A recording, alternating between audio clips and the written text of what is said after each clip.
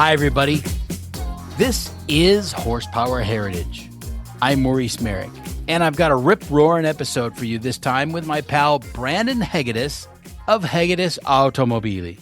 Brandon was on the show way back in 2021 to talk about his incredible Ferrari Tipo 156 recreation. That was episode 33 of the podcast, a long time ago. So check that out if you haven't heard it yet. But today, Brandon returns to Horsepower Heritage to talk about his latest creation, the brutal and beautiful Lancia 037 Group B rally car from the early 1980s in the iconic Martini colors. How could you go wrong, right? We got into a little history of Group B, which is a groundbreaking time in the history of performance and competition. And then we talked about how Brandon recreated this landmark Lancia. He's a master craftsman who's humble and no nonsense, and I know you're going to enjoy this conversation. You'll also hear this car in full song on a dyno in all its high RPM glory, and you'll get a sense of what it takes to build something of this caliber. So sit back and picture yourself as a spectator on the Acropolis Rally of 1983 as Walter Roll pilots his Lancia 037 at breakneck speed across the Peloponnese Peninsula of Greece, kicking up a rooster tail of dust and dodging chickens and sheep on the narrow mountain roads to victory. And with that visual in mind, here's Brandon Hegedus of Hegedus Automobili. Enjoy.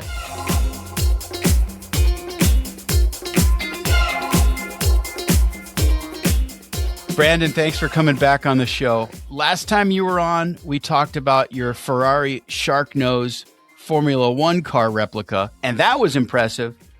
And then I think you had a GT40, an original GT40 in the garage that you were doing some work on for a friend, right? Yeah, the very last serial numbered genuine GT40. Yeah, very cool car. But now you've outdone yourself once again with your latest build, which is a Lancia 037 rally car replica. Yeah, thank you. Brandon, I thought what we would do is I'll cover some of the history of the original Lancia 037, and then you can come in and tell us about the build. Sure. Because obviously these cars were rare to start with, and you had to get really creative. Yeah, well, I mean, that's what makes it fun. That's what I love about it. So yeah. Well, and also we should mention that you are now fully in business doing this as Hegedus Automobili, right? Yeah. No longer a carpenter. Now I'm building cars. Wow, dude, you're living the dream. That is what everybody tells me, and I try to not let that down. I try to embrace that. Yeah, live up to it. Good for you. All right, so the Lancia 037. So Lancia's history in rally goes way back, but people might know the Lancia Fulvia from the 60s, and then of course the wild Lancia Stratos. Yeah, man, those were so cool. Weren't those cool? Very cool. And it started... Do you know how many people I've had message me and say, please do a Stratos next? Yeah, well, I mean, if anybody could do it, I think you could. It's the glass that scares me. I need to find the glass. Yeah. So the Stratos it started in rally competition and I think 1974. Yeah. The show car came out 1970, 71, something like that. And it's a wild looking thing. Marcello Gandini design. It's really modern. We're talking the orange one, right? Yes. It's got a really modern design. Like if you were to look at that even today, it could almost pass as a show car of today. I agree. It was that forward looking. Yeah. And it has kind of like a cockpit. It's almost like a fighter jet or an airplane. Yeah, well, the windshield goes all the way around. I mean, there's nothing flat to it. The windshield is almost like a complete U. So it gives it that. It's so bizarre in a way, and yet, yes, very forward looking. So the Stratos kind of replaced the Fulvia as Lancia's rally car, and it did pretty well. And it had a Dino V6 from Ferrari. Yeah. Enzo didn't want to give them that engine, by the way. He thought, this is going to be competition for my own Dino. But I think when Dino production ceased, that's when he decided, yeah, okay, I'll give you 500 units for the Stratos. So those V6s went into that car. And then because Fiat had purchased Lancia in 1969, and there were some, I guess, political machinations behind the scenes, they wanted a Fiat to be the premier rally car, right, for the company.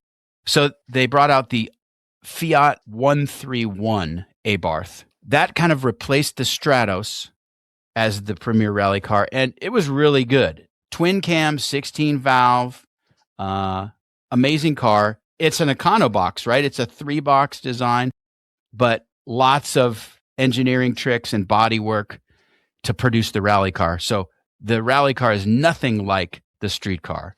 And then after that comes the 037. And what makes the 037 so cool is the Group B rules for the FIA. Or lack thereof. Exactly. So people hear about Group B. Why was Group B such a big deal? It's precisely as you say. So the way they limited power pre-Group B was by limiting displacement size. And the max displacement was at the time, it was 4 liters. But they didn't limit boost, forced induction. And so all the manufacturers were like, aha, this is how we kind of get around the displacement limit. Now, there was a class modifier or an equivalency that they used, which was to say that if you have forced induction, we're going to take the number of cc's of your engine and we're going to multiply it by 1.4. And the number we arrive at there is the class you'll actually race in. So there was a 1.3 liter, 1.6 liter, 2 liter, 2.5 liter, 3 liter, and then finally 4 liter. So just some examples for people. The Peugeot 205. Okay, that was a 1775 cc engine, but multiply it by 1.4 and you get 2485. Okay, so that puts it in the 2.5 liter class. In the case of the 037, it's a 1995 cc engine. Multiply by 1.4, you get 2793 cc's if my math is mathing. So that puts it in the 3 liter class, right? So that's the equivalency. But the point is, everyone was using either turbocharging or supercharging on a smaller displacement engine. And then your power was virtually unlimited. The only limit was your engineering and physics. So pretty amazing. Well, and the not lack of rules, but more the bending of the rules or the exploiting of the rule book kind of became the thing with Group B. I mean, if there was any class of cars where the rule book was exploited to the absolute max, it was Group B. No doubt about it. And other examples would be like the materials that they used for any given component. You know, they were trying to use the lightest components possible, exotic materials, extreme power to weight ratios on these cars. The aero tricks got kind of wild on these cars. Yeah. I mean, I'm sure you could tell us about that, right? Well, I mean, look at the tail. Look at the tail alone on the 037 Evo 2. I mean, it's just this giant brick wall of a wing. Hey guys, I want to take a quick break to say if you enjoy Horsepower Heritage, there are a few ways you can support the show. Go to buymeacoffee.com/HP Heritage and become a patron. There's a link in the show notes. You can make a one-time donation or you can support the show monthly. It's easy, and for the price of a latte, you can help me continue to bring you more of the people and stories behind the machines. You can also leave 5 stars and a review on Apple Podcasts or Spotify because that helps new listeners discover the show. Thanks for your support, and now back to the show. Yeah, the aero got wild, and then the limited number of cars they were required to build to homologate the entries, right? So Right. in the past, manufacturers might be required to build 5,000 units or 1,000 units or 500 units.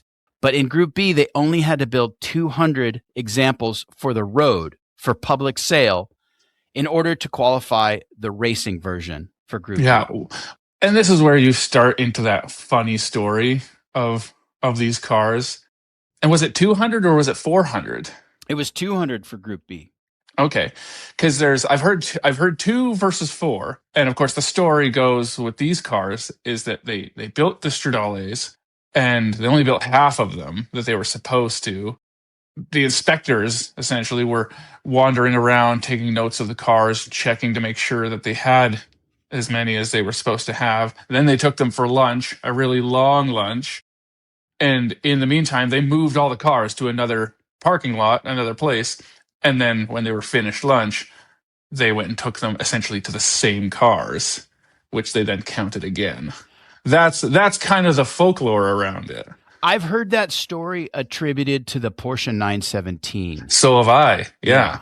200 versus 400. I know for a fact it was 200 for the rally cars. Okay. Because Group B really applied to rally and GT. Mhm. So it might have been that they needed to build 400 GT cars, but only 200 for rally. And so the 037 is a rally car. Yeah. So they ended up building 207 Stradales, which are the road car version, and only 40 Corsa versions, the racing version, which is, what your replica is, in a brilliant martini livery, probably my favorite racing livery of all time. It's just got the colors, the lines. I mean, Yeah. How do you not love the martini livery? Yeah, and it looks good on just about any car too. That's right. So because they only had to build 200 Stradales, that meant that there was plenty of money that they otherwise would have used to build road cars to put into the racing program. So this was a great deal all around for manufacturers. And that was the whole point, right? Was to push technology and innovation through the racing. And that's why the rules of Group B were pretty liberal. Yeah. There's also another little trick they did, which is that every year the manufacturer could build an Evo variant. So they could improve upon the original and kind of slide through the certification process to race that new Evo version. So that was a great help. And so when we talk about Evo cars from the 80s, that's really kind of the genesis of the Evo. That's where the Evo comes from. So this was a true arms race. Build whatever you want, as long as you sell 200 vaguely, related road cars. Vaguely similar. Vaguely similar. Yeah. So anyway, that's the history of the 037. I mean, we can talk about some of the specs of the original car and compare it to what you've built. So I mentioned the Fiat 131 earlier, and that was a twin cam 4-cylinder, fuel injected. And that's what they put in the 037 as well. It was a great engine. Mm-hmm. Nice free revving engine. The base of the 037 was a Lancia production car called the Monte Carlo, and we know it in North America as the Scorpion, the Beta Scorpion. Yeah, and I would kind of relate it to the Figaro almost. Yeah. It was kind of like an econo box, very entry level 2-door sports car, if you would even call it that, but very, very econo box. Yeah, I mean it's an affordable little entry level sports car, right? It's very similar to the Fiat X19, which was same period, right, as the Beta Monte Carlo, Beta Scorpion. So they took the Beta Monte Carlo's tub, which is an aluminum tub, and that was kind of the basis of the car, but hanging off the front and rear is a tubular steel frame where everything gets mounted: suspension, drivetrain, bodywork, all of that. So there was So the tub was steel. they were just a typical steel Econobox car. For the production beta, really? I thought they were Yeah. aluminum. Okay. No, I think they were all steel. Okay. Like this car here is steel. Okay. So that tub formed the basis of the car, and then, like I said, tube steel subframes, front and rear. You've got four-wheel independent suspension, double wishbones, big coils, right? And then huge.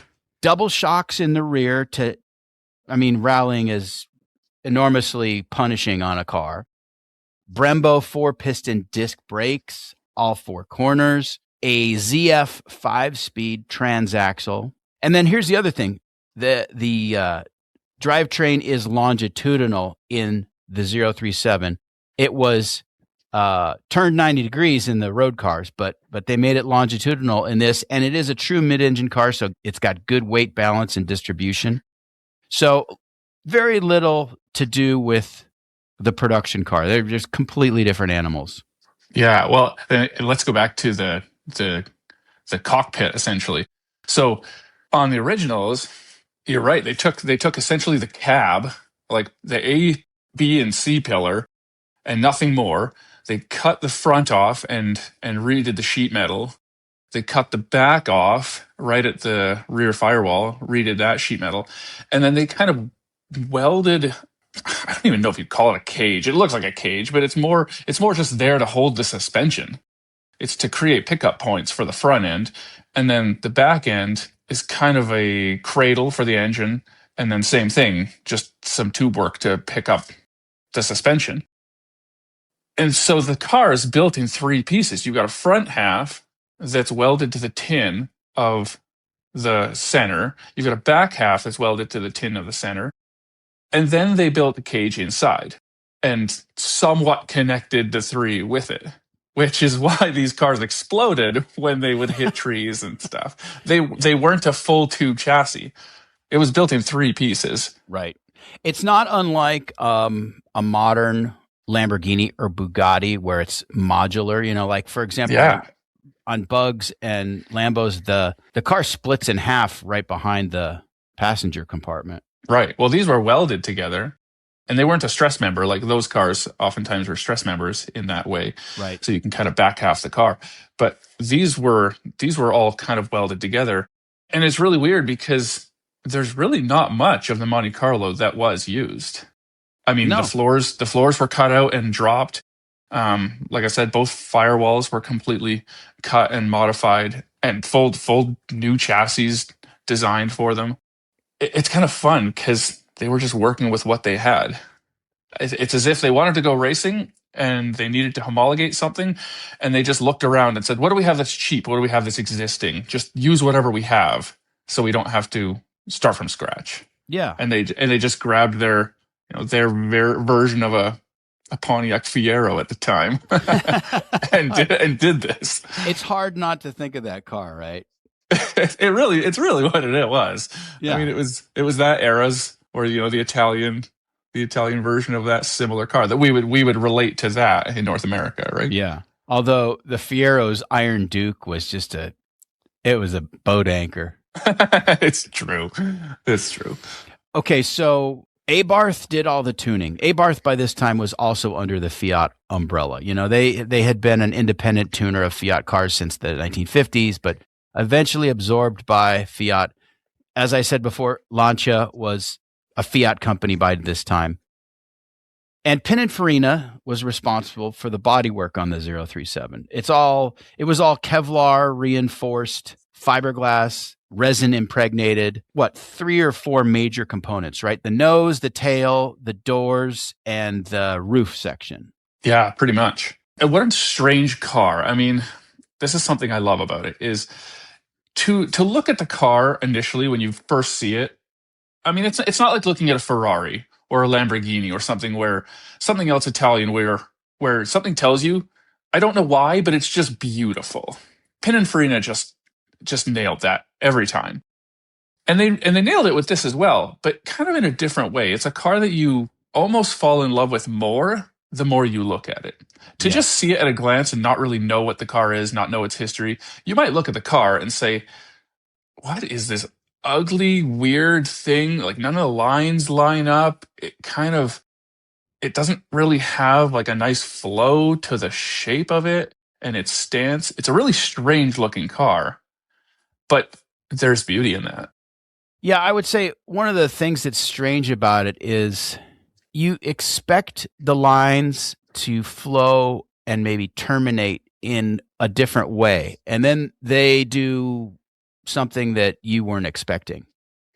Yeah. Where it should go up, it kind of goes down, and Yeah. its nose kind of looks a little too long and a little too sad. The way it kind of leans down in a frumpy manner, it has this like it looks like it's bent.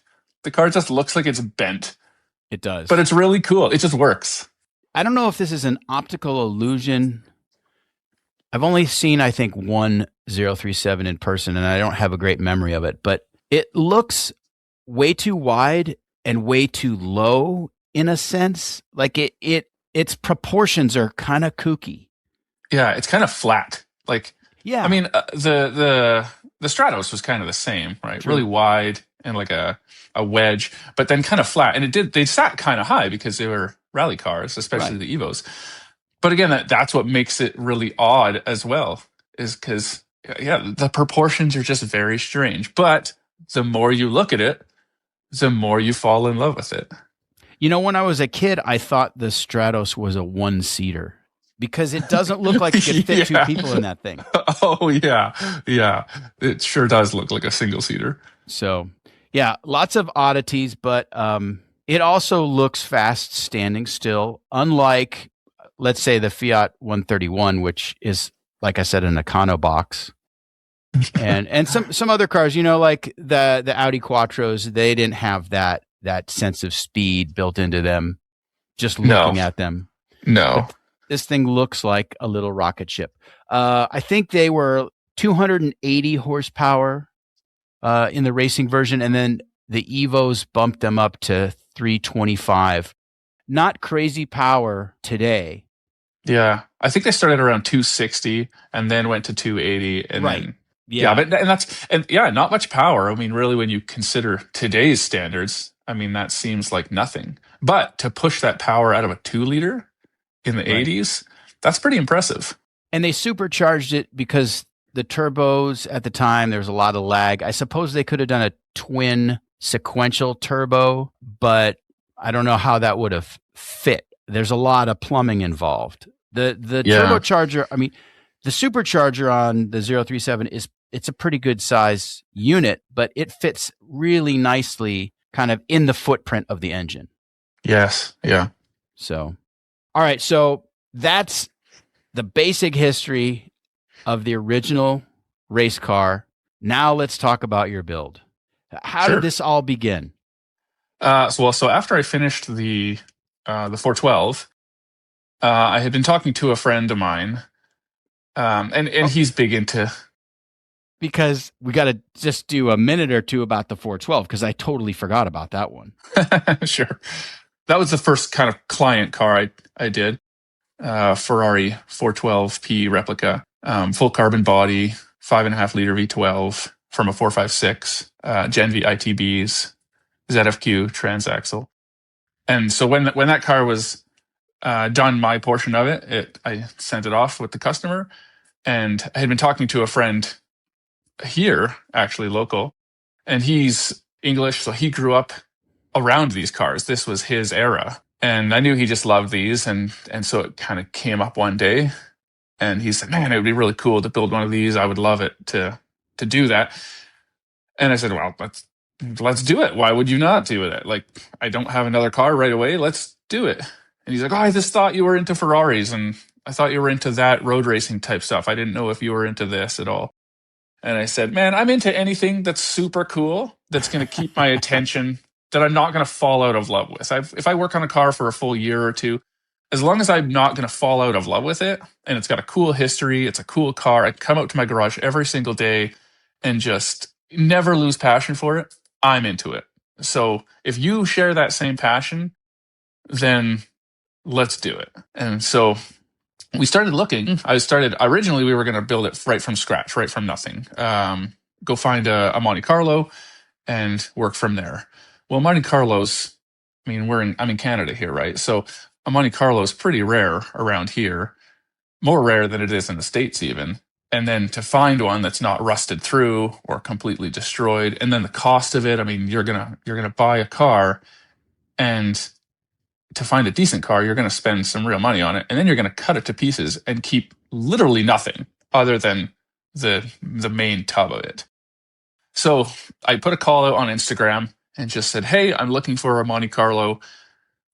If you know of anything out there within North America, let me know."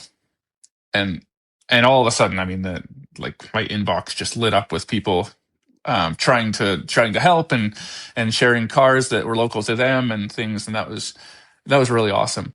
And then eventually, I got a message from a guy in England that said, "Hey, I'm assuming you're building an 037 because nobody in their right mind is just looking for a beat up Monte Carlo." It's so true. I was going to say all these people are just trying to get rid of them, and finally somebody wants it.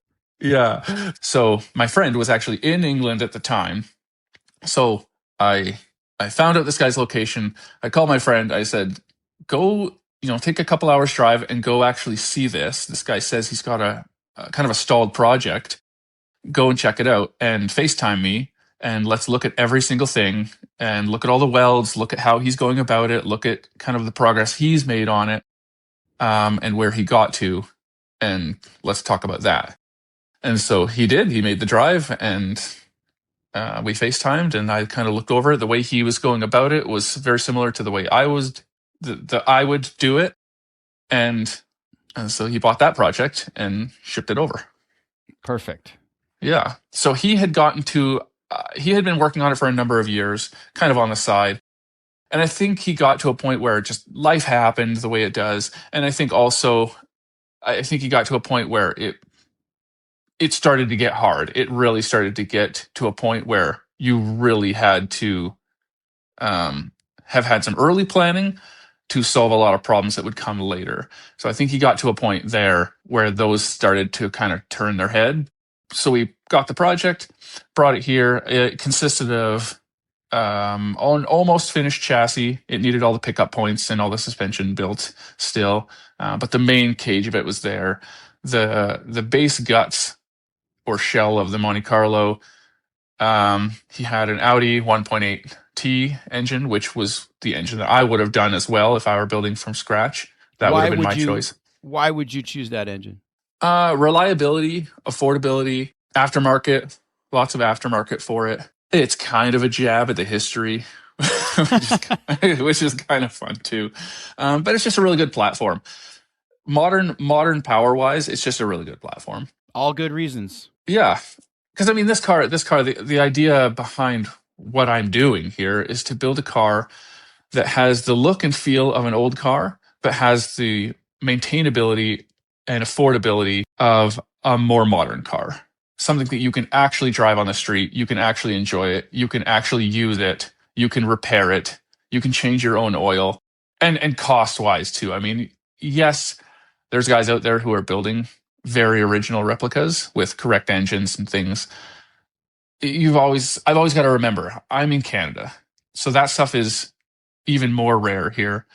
To get parts for it, I mean, everything now needs to come from Europe. It's just cost-wise, it becomes exponential. It never ends.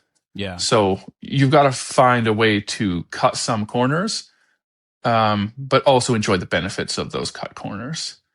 So that was one of them. The bodywork that he had for it had come from Italy. I'm not sure exactly who made the bodywork, but the bodywork's pretty good. It needed a lot of work done to it. The shape is really well done, but like any fiberglass work, it needed a ton of work to it. Most people who have not done this or seen this kind of thing before, they assume that a body is simply almost ready to paint. You get fiberglass bodywork and it's like a Factory 5 Roadster. I mean, you could darn well just about paint it at Factory 5 and just assemble it onto a car. Almost no fiberglass out there is like that. So the shape of this fiberglass was really good, but it was in that kind of state. It needed a lot of small corrections to it, a lot of door gaps fixed and changed, and making things fit together took quite a bit of work. But the shape overall was there. What was the hardest part about the project? A lot of people ask me that on these different projects. It's hard to say. It's hard to say because something might be hard at the time, and then my mind kind of moves on from it and I don't think about it again. Getting the doors to hang nicely took a bit of work because the doors on this car are fiberglass. So the full door is fiberglass. So I need to now fit a fiberglass door with a nose and a tail that gap properly onto a tin shell of an actual car. So things like that. I mean, I don't know if I would say it was hard. It was just more time consuming and sometimes frustrating. Right. People don't really understand when they say that these cars were light, and like Walter Roll talks about how dainty these cars were. They are dainty.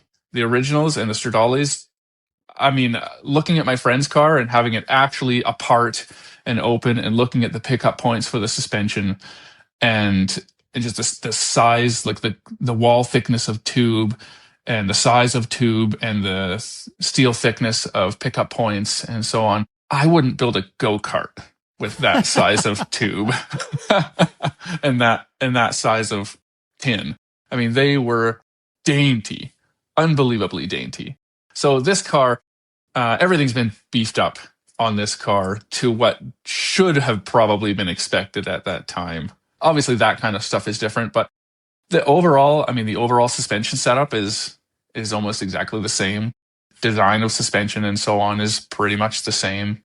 Spring rates and things should be pretty much the same. The shocks on the car, I went to Intrax Suspension in the Netherlands and worked with them to actually design exactly specific for this car to exactly what I wanted in every way. So the suspension on this is designed directly for this car. It's not off the shelf in any way.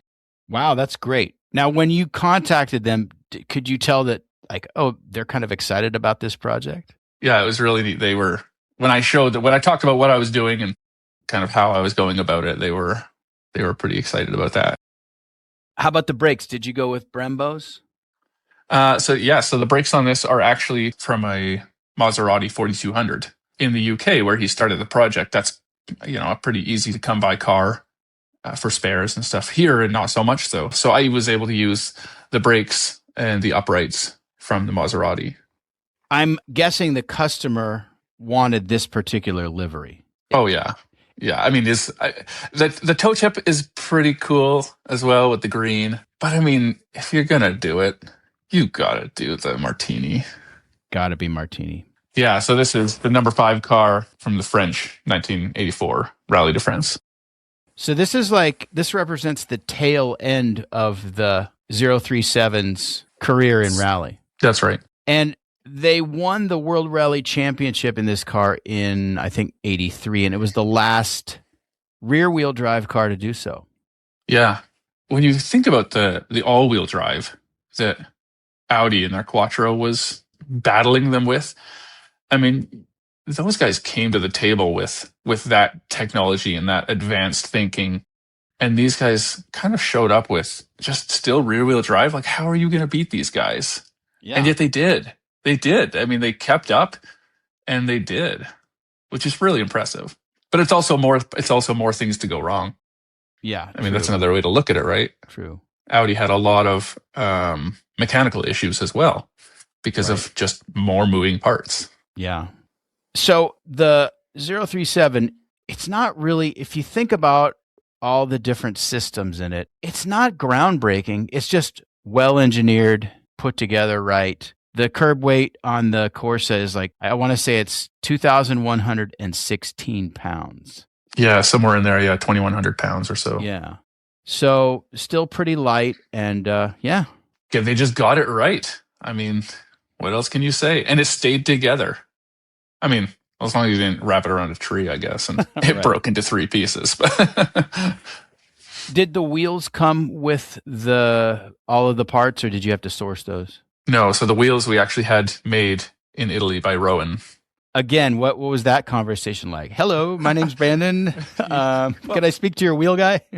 Well, so they're just a really small shop. So from what I understand, it's a really old guy who built wheels for Speedline back in this era. And so I have a friend, and she speaks fluent Italian, and she lived in Italy for a while. So I said, hey, we need to get a hold of this company. We're not Italian, so they don't want to give us even the time of day. They don't care. We've tried to contact them. Their contact is, or their communication is not great. I don't think they're going to give us any respect at all unless we speak them in Italian. I said, will you phone this company with us and talk to them to make sure we're getting the right wheel, the right offset, the right bolt pattern? I mean, this is not something you want to screw up.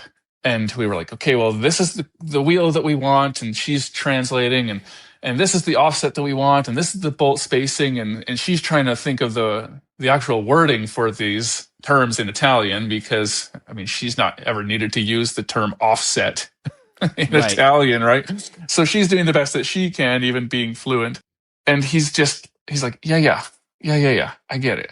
Yeah, I get it. And we're like, well, like, does he actually get it? Or is he sure? Like, kind of reiterate that again. Make sure he gets it. And he's like, yeah. And finally we realize, oh, this guy built the original wheels for the original cars. Uh-huh. Yeah, he gets it. He does need to give him the specs. Yeah, he does know what he's talking about. So it was pretty funny.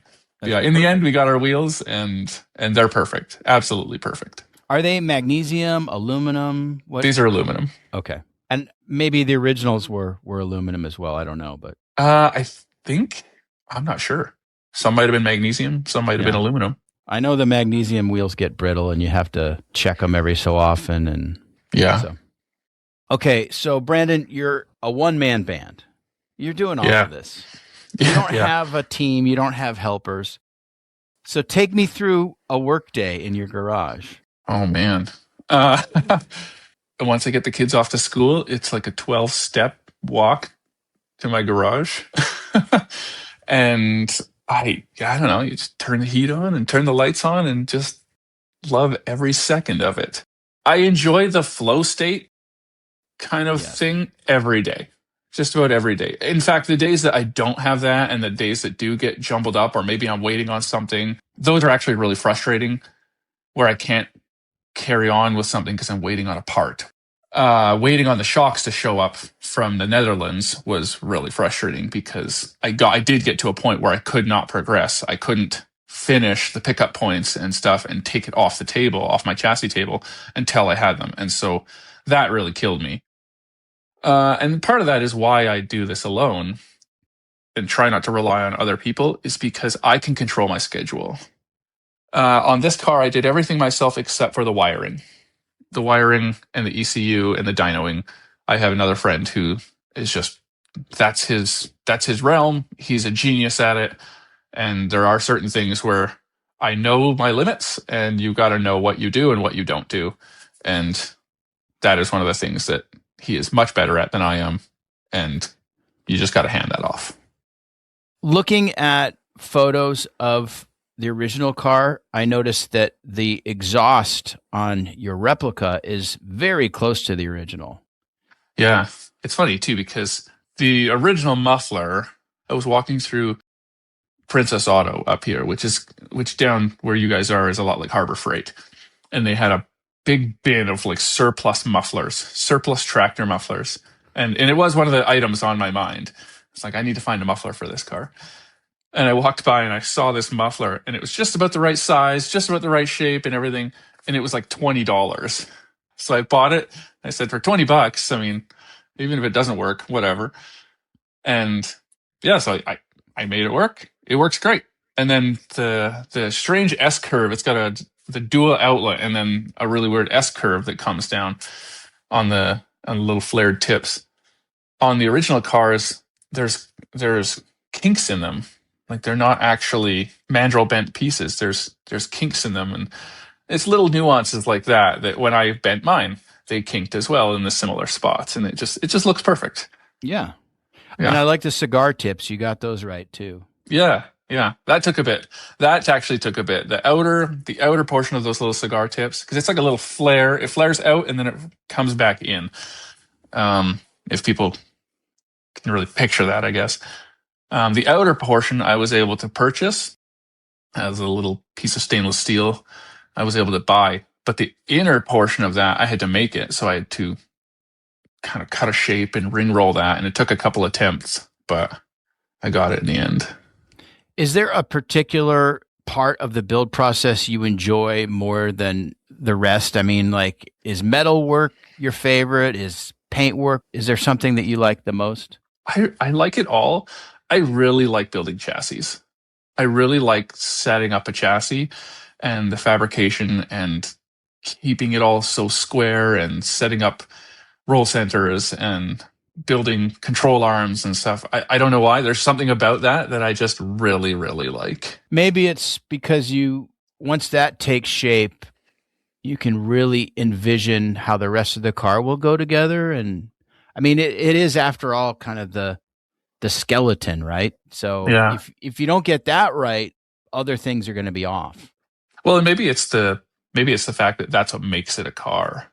Like it starts as just pipes and tubes and whatever, and then suddenly it's an actual car. I don't know. There's just something about it that at the end of every single day you can look at that and say, "Wow, I did a lot today." Whereas sanding, I mean, again, I enjoy sanding carbon and fiberglass, and I mean, you can sand for a month straight and really not see progress. So maybe it's that. I know there are some things in the garage that progress seems so slow, and it can be frustrating. You just got to keep pushing, though. Yeah, you just can't get tired and sick of it and frustrated. You just got to push through. I mean, there are those things, right?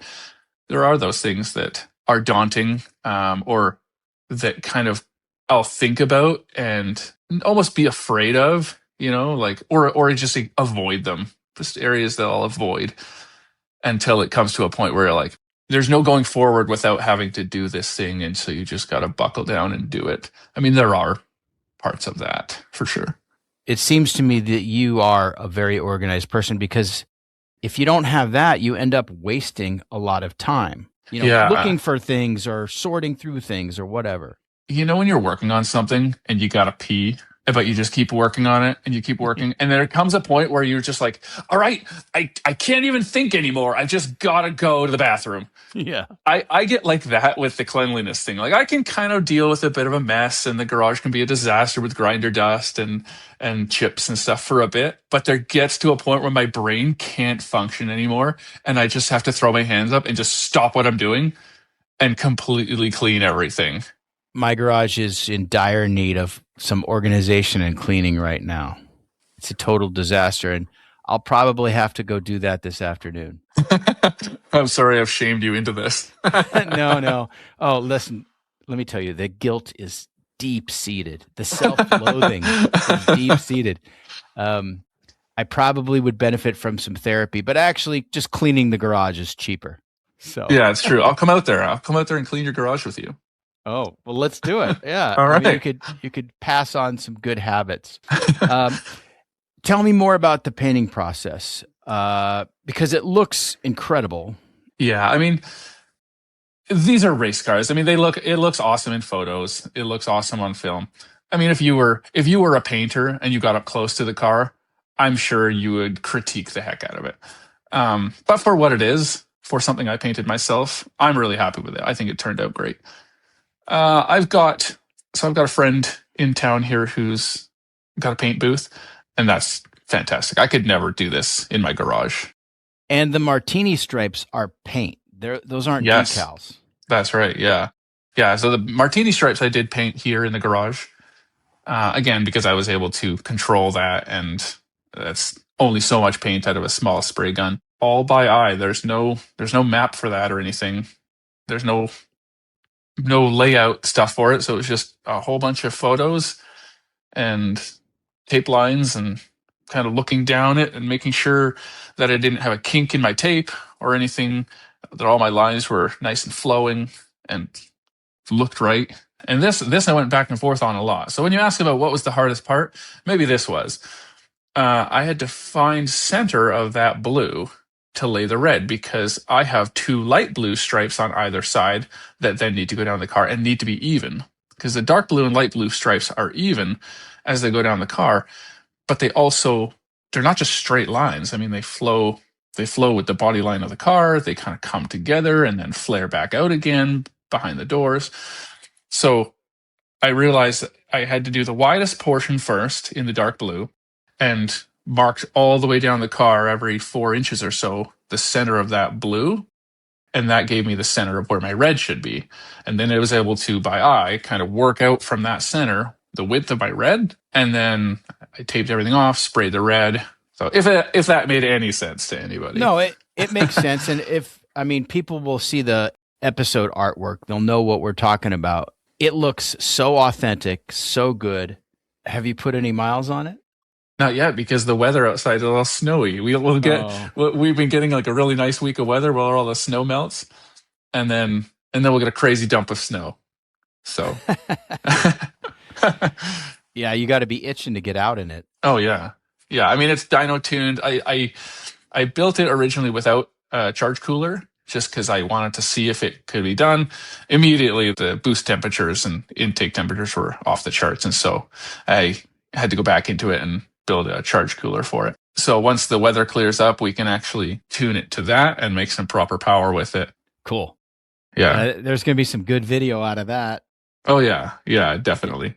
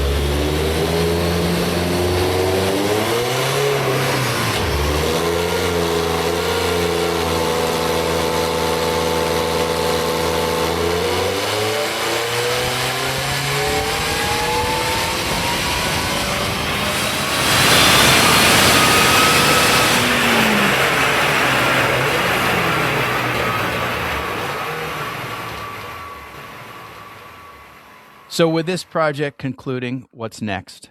I'm going to be doing a Mercedes CLK GTR GT1. Oh man, you're hitting all the right spots. One of my worries with this car is I don't know what I'm going to do after that. What can possibly be as exciting after a CLK GTR? Like, am I hitting my peak too soon? I mean, I think you have to just sit down and make a list of your dream builds, right? And find the right people to commission them. Yeah. I mean, this is definitely one of them. I mean, did I think that my first one was going to be a P4 or 412P? And then this, and then a CLK GTR. And then there's discussion about a Delta S4, like a proper all-wheel drive Delta S4. Well, and getting back to what we talked about originally, the Stratos, Yeah. Be incredible. Yeah. What's great about all your builds, of course, this is kind of the reason they're there at all, is because these are all rare cars, incredibly expensive to own the real thing, and not very usable at the end of the day, or limited use case. So, you're building stuff that people can use, and there's no attempt to pass it off as the real thing, of course. I mean, people understand. Right. What you're doing is paying tribute and doing really good work and making them as accurate as possible in many, many ways, but also, giving them reliable, modern underpinnings that people can use. That's the beauty. Our automotive world is going away from user-friendly cars. New vehicles with warranties on them, you can't really touch them yourself without voiding a warranty. Some of them, even internal combustion cars, still, you can't really get under that hood yourself anymore. And EVs, I mean, especially there, I really think there's a place out there where people just want a crazy car that they can still work on themselves. All right. Well, if people want to see more, they can check out your website at hegedusautomobili.com. I'll have a link in the show notes. Brandon Hegedus, thanks for coming on. This was really fun. Thanks a ton, Maurice. It's always a pleasure. That's all for this episode of Horsepower Heritage. You can find more great stuff on the YouTube channel and on Instagram. And if you enjoy the podcast, leave a 5-star rating and a review. Support the show by becoming a patron. Go to buymeacoffee.com/HP Heritage. And for just a few bucks each month, you'll help keep these wheels turning. And until next time, I'm Maurice Merrick. Thanks for listening.